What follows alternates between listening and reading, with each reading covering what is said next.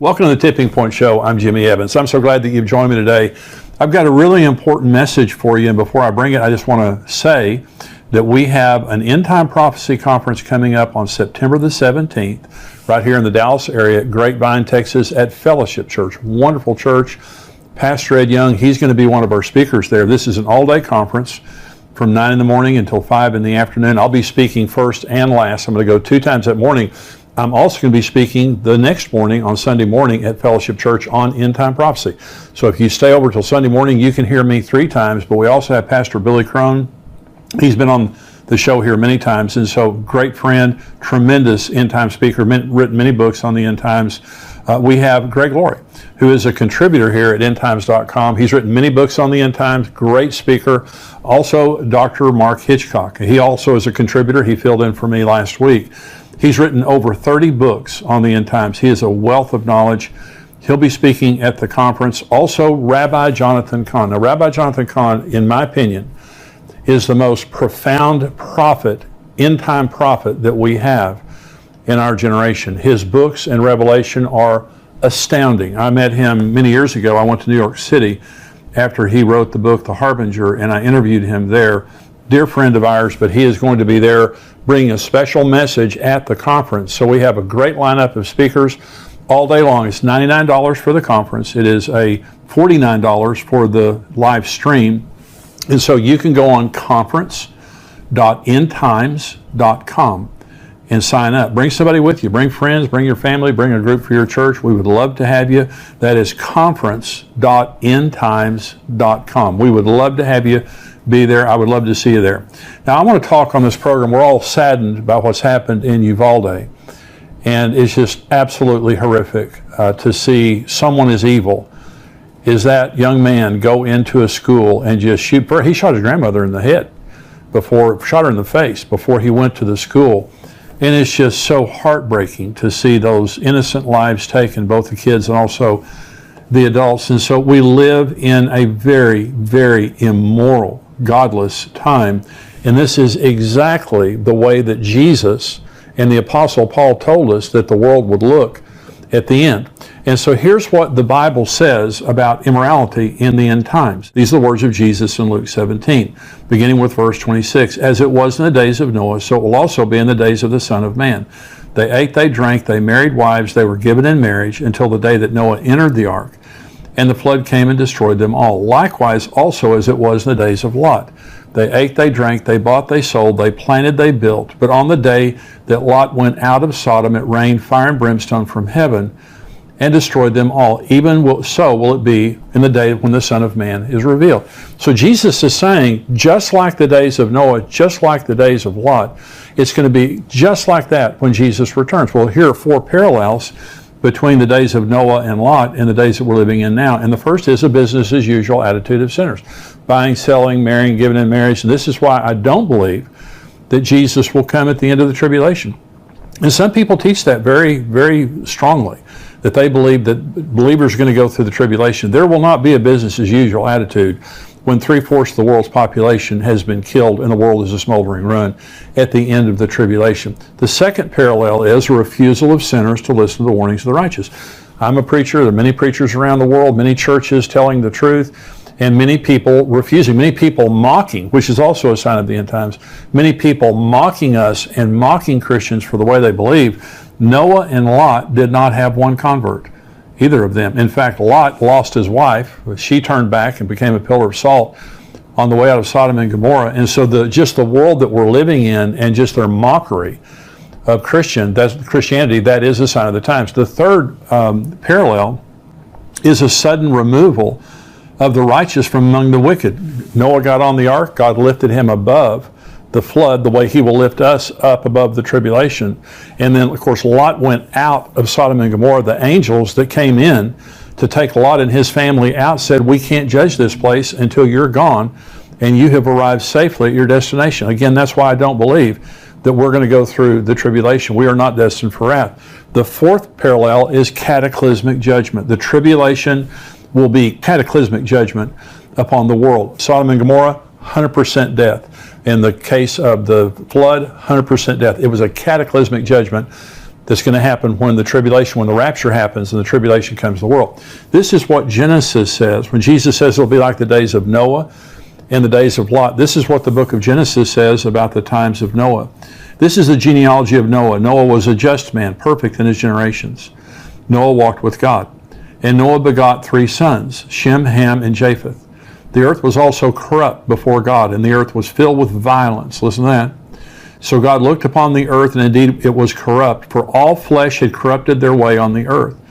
And God said to Noah, the end of all flesh has come before me, for the earth is filled with violence through them, and behold, I will destroy them with the earth. Now, it said the world was corrupt, and that is the Hebrew word shakath. It means evil, filthy, and immoral. The world was full of immorality, filth, and violence. Sounds like the world we're living in today. And remember, Jesus said, as it was then, it will be in the day when the Son of Man is revealed. This is Lot's world, according to 2 Peter chapter 2. For if God did not spare the angels who sinned, but cast them down to hell and delivered them into chains of darkness to be reserved for judgment, and did not spare the ancient world, but saved Noah, one of 8 people, a preacher of righteousness, bringing in the flood on the world of the ungodly, and turning the cities of Sodom and Gomorrah into ashes, condemned them to destruction, making them an example to those afterward who would live ungodly, and delivered righteous Lot, who was oppressed by the filthy conduct of the wicked. For that righteous man dwelling among them tormented his righteous soul from day to day by seeing and hearing their lawless deeds. Then the Lord knows how to deliver the godly out of temptations, and to reserve the unjust under punishment for the day of judgment, and especially those who walk according to the flesh, in the lust of uncleanness and despise authority. They are presumptuous and self-willed. And again, Peter uses the word here, filthy, and it is the Greek word asolgeia. It means licentious, sexually immoral, and an insatiable desire for pleasure, just living in lust and hedonism. And they're ungodly. They have no fear of God. And so Sodom and Gomorrah were known for rampant homosexuality. That's where the word Sodom comes from. And the men of the city were so evil that they tried to force themselves on the angels who came to deliver Lot and his family.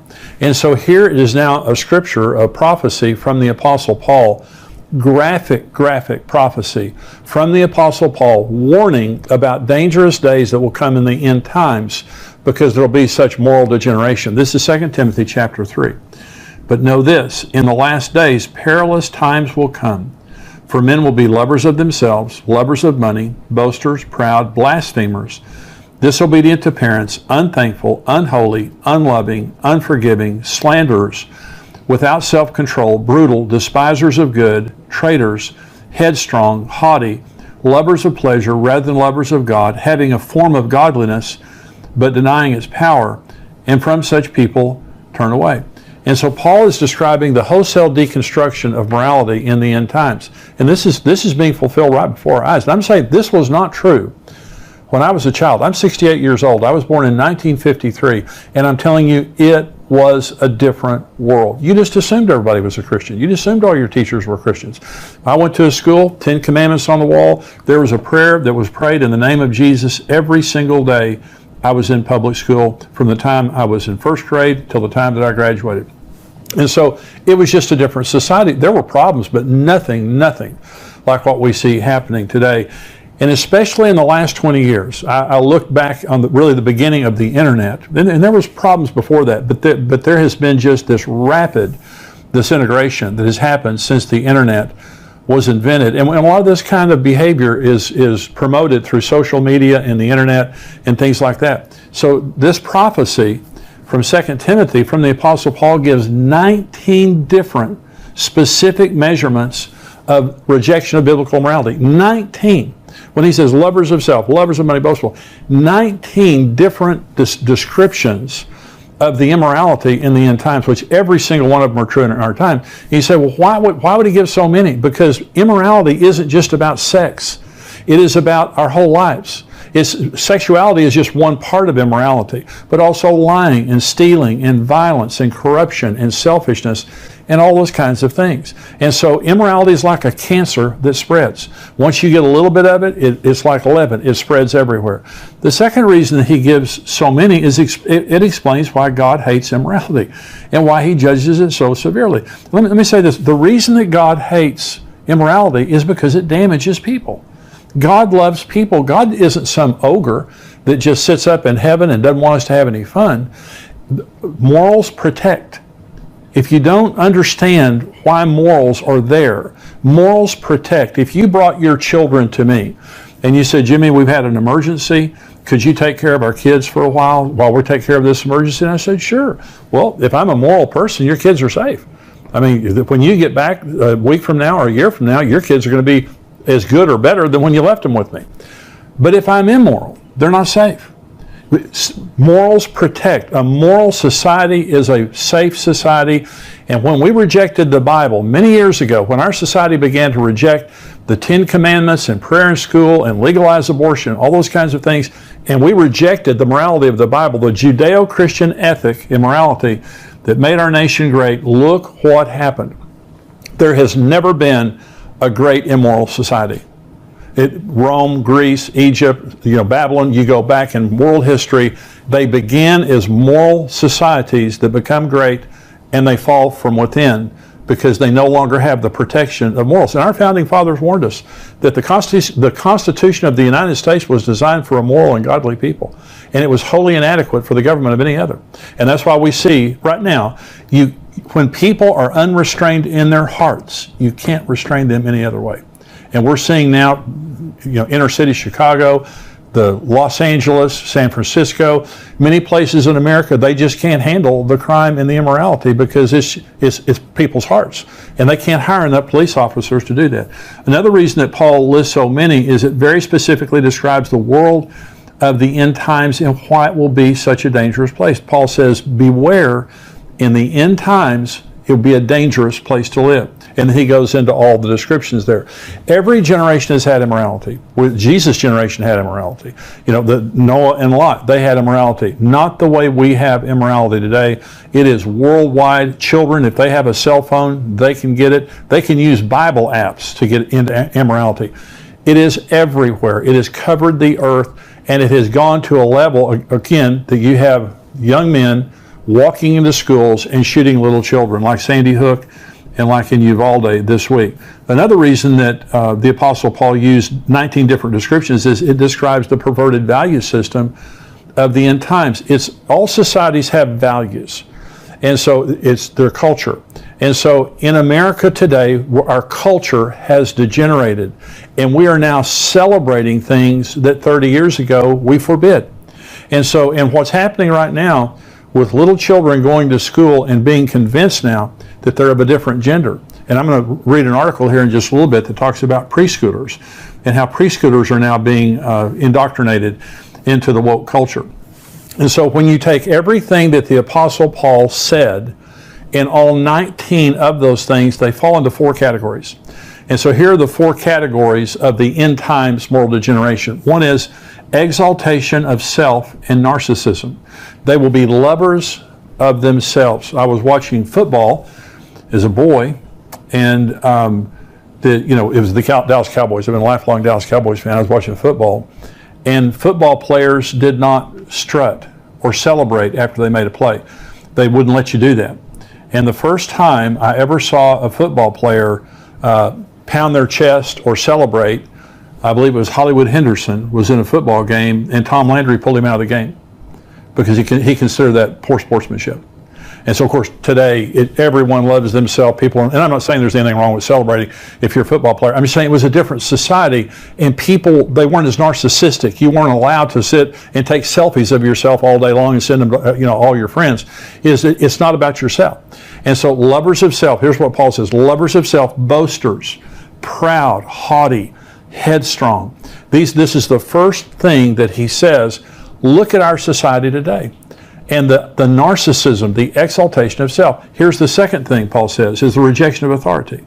He said disobedience to parents, lovers of pleasure rather than lovers of God, having a form of godliness, but denying its power. And when it's the word power there is the word dunamis, it means morality. It can mean spiritual power. It also means morality.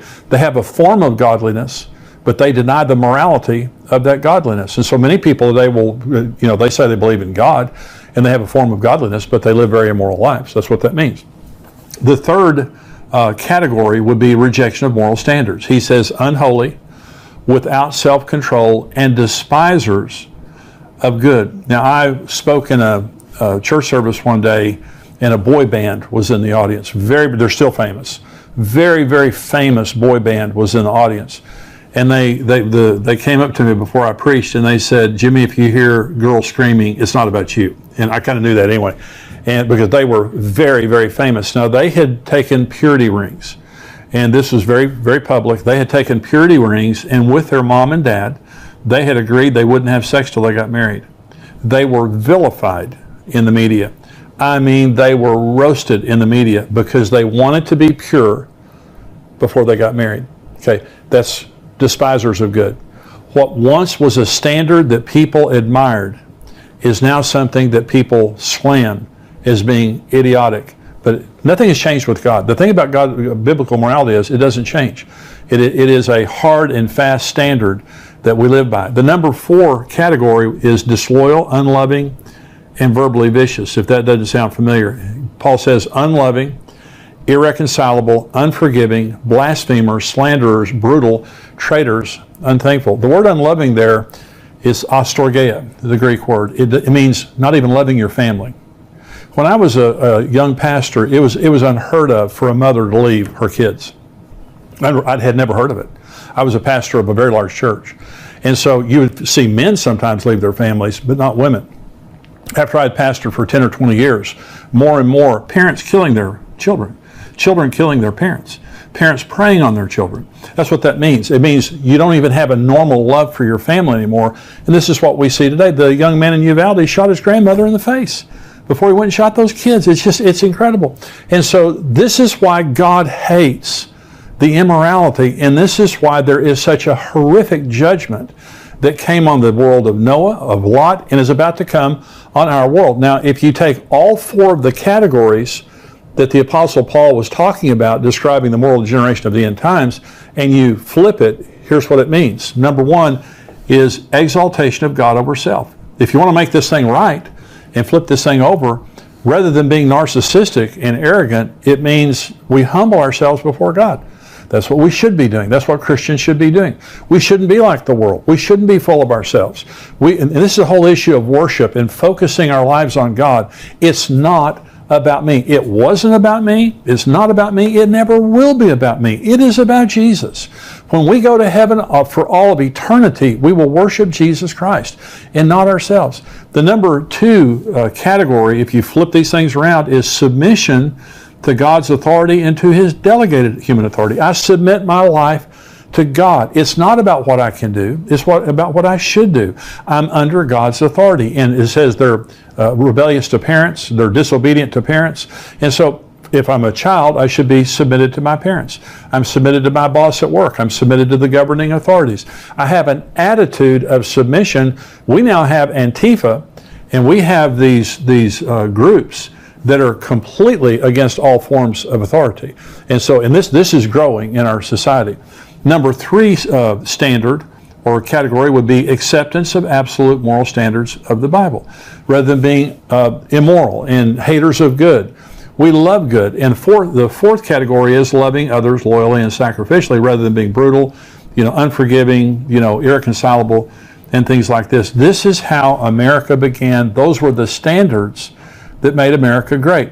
And so America, and let me just say this will not get better. Okay.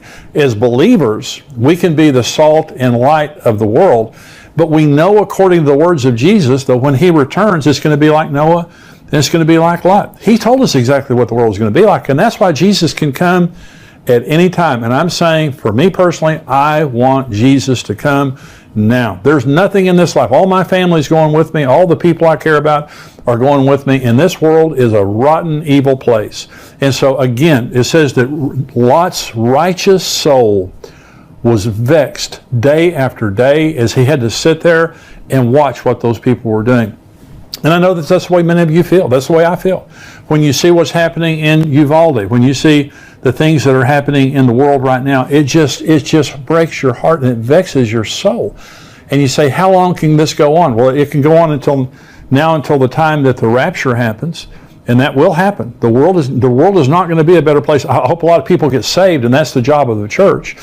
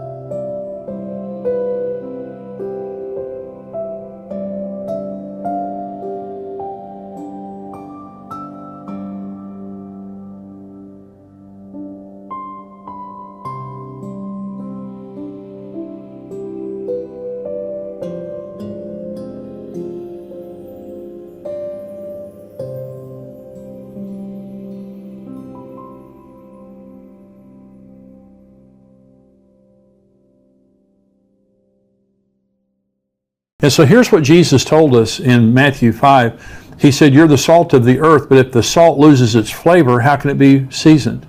It is then good for nothing but to be thrown out and trampled underfoot by men. You are the light of the world. A city that is set on a hill cannot be hidden, nor do they light a lamp and put it under a basket, but on a lampstand, and it gives light to all who are in the house. Let your light so shine before men that they may see your good works and glorify your Father in heaven. This is our job in the end times world, and that is we have to be standard bearers. We have to be people of the light. It's so important. It's so important to be together with other believers, because when you get off by yourself, you weaken. Especially when you get around immoral people. 1 Corinthians 15:33 says, don't be deceived. Bad company corrupts good morals. And so if you let your kids be around bad kids, no one's perfect, but if you let them be around unbelievers, it's going to corrupt their morals. If you have friends, your closest friends are people who are unbelievers, who have ungodly lifestyles, it's going to corrupt your morals. We need to be around believers. We need to be in church like never before, and we need to be the salt and the light of the world. That is what God has called us to do. And so if you're watching on YouTube, I hope that this message has been a blessing to you. Now, we have a subscriber-only area of this podcast, and I'm about to go into it right now. Plus, we have many other articles and videos all week long that come out. If you're not a subscriber to endtimes.com, it's $7 a month. It's $77 a year. We would love to have you be a subscriber. And this is how we support the ministry, is through subscriptions. And so $7 a month, $77 a year. We try to make it very affordable. But we have Greg Laurie, we have Dr. Mark Hitchcock, myself, writing articles, creating videos to keep you encouraged and informed on what is happening in the world that we live in. And I believe that it is a bargain for $7 just to receive some encouragement. Every single week, several times a week, we come out with articles and videos. Become a subscriber, endtimes.com. God bless you. I want to thank you for watching this Tipping Point clip, and I want you to subscribe to the channel. I want you, if you're not a subscriber, go ahead and click subscribe there. And thank you for watching and subscribing. I want you to join our Tipping Point community at endtimes.com. For $7 a month, you can subscribe, and you have a 7-day free trial. So if you just want to check it out for 7 days, go on endtimes.com, check us out for 7 days, but I can promise you, you're going to love the content. You're going to be getting the Tipping Point show, the full show, every single week, as well as articles and video content from great teachers like Greg Laurie and Mark Hitchcock, and of course myself.